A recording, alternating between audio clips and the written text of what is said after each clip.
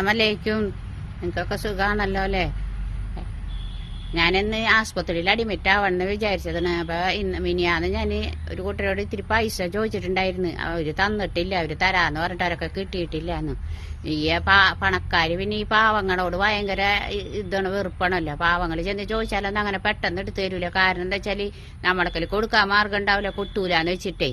പിന്നെ ഞങ്ങളുടെ നാട്ടില് എന്റെ വർഗത്തില് ഈ പണക്കാർക്ക് ഭയങ്കര പാവങ്ങളോട് ശത്രുതയാണ്. എന്നാ വെച്ചാൽ അവര് സുതിച്ച് മണിമാളികയിൽ ഇരുന്നങ്ങായിട്ട് ജീവിക്കല്ലേ. നല്ല നല്ല ഭക്ഷണങ്ങളും കഴിച്ച് നല്ല നല്ല ചുരിദാറുകളും ഡ്രസ്സുകളും വാരി വലിച്ച് ഇട്ടുങ്ങായിട്ട് അവരൊക്കെ വിചാരം ഇതൊക്കെ എല്ലാം കൂടി മരിക്കുമ്പോ വാരി കെട്ടി ചാക്കിലാക്കി അങ്ങോട്ട് കൊണ്ടുപോകുന്നാണ്.